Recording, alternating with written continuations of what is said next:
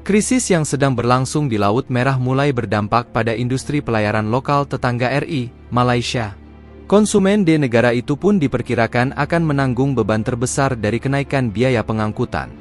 Serangan yang dilakukan oleh milisi Houthi terhadap kapal-kapal di Laut Merah sejak bulan November telah mengakibatkan jalur pelayaran besar mengambil rute yang lebih panjang melalui Tanjung Harapan, Afrika Selatan, AFSEL.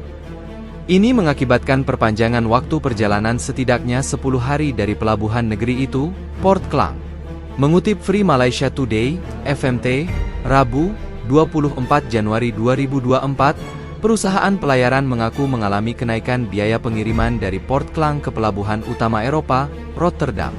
Ini dari tanggal 15 hingga 31 Desember dan 15 hingga 30 Januari. Biaya pengiriman kontainer berukuran 20 kaki meningkat dari 975 AS$, 15 juta rupiah, menjadi 3.300 AS$, 51 juta rupiah, atau naik 238%.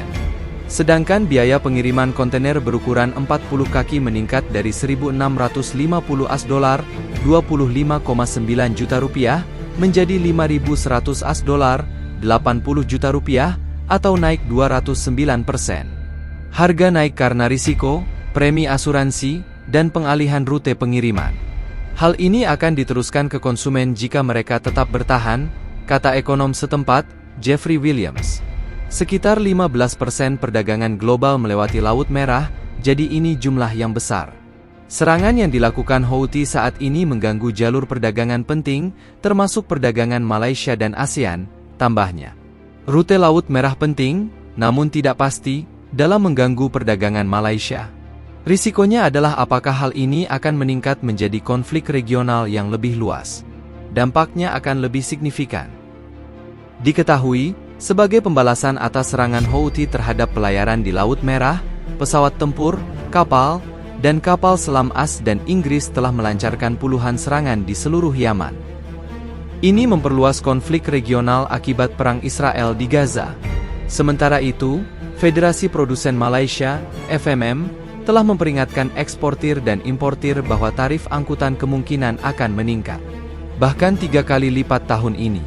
Manajer Umum Otoritas Pelabuhan Kelangka Subramaniam mengatakan krisis Laut Merah akan membuat lebih sedikit kapal yang singgah di pelabuhan. Ini karena menghabiskan lebih banyak waktu di laut menggunakan rute Tanjung Harapan. Perjalanan dari Port Klang ke Rotterdam, pelabuhan persinggahan pertama di Eropa, dan kembali biasanya memakan waktu 65 hari melalui Laut Merah dan terusan Suez. Namun jika kapal menghindari Laut Merah dan mengambil rute mengitari Tanjung Harapan, dibutuhkan waktu 85 hari untuk perjalanan pulang pergi. Pengirim harus menunggu lebih lama hingga kapal tiba di pelabuhan, dan kontainer juga akan menghabiskan lebih banyak waktu di pelabuhan, katanya. Jadwal akan terlewat karena semakin banyak kapal yang berlayar. Kargo akan berada di pelabuhan lebih lama, sehingga menimbulkan tantangan operasional.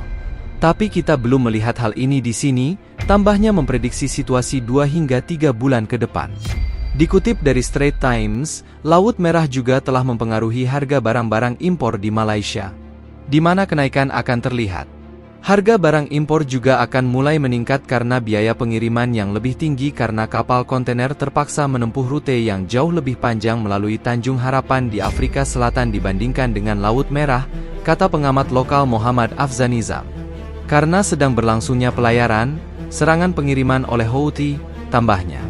Ekspor dan impor Malaysia melalui laut masing-masing berjumlah sekitar 53,5% dan 60% dari total ekspor dan impor. Ini dirangkum Departemen Statistik dalam 11 bulan pertama tahun 2023. Mengingat lebih dari 50% total perdagangan kita dilakukan melalui laut, setiap gangguan dalam rantai pasokan global akan meningkatkan biaya berbisnis di Malaysia, tambahnya. Hal senada juga dikatakan Mitra Kesepakatan Ekonomi dan Kebijakan PwC Malaysia, Patrick Tai Suen. Ekonomi Malaysia mungkin bisa melemah. Tai memperkirakan perekonomian akan terus melemah pada tahun 2024, karena melambatnya perekonomian global akibat melemahnya perdagangan global. Belum lagi meningkatnya utang publik dan tingginya biaya pinjaman di tengah meningkatnya ketegangan geopolitik. Pertumbuhan ekonomi yang lamban di Malaysia akan mengurangi pendapatan dunia usaha dan memperlambat pertumbuhan pendapatan rumah tangga, katanya.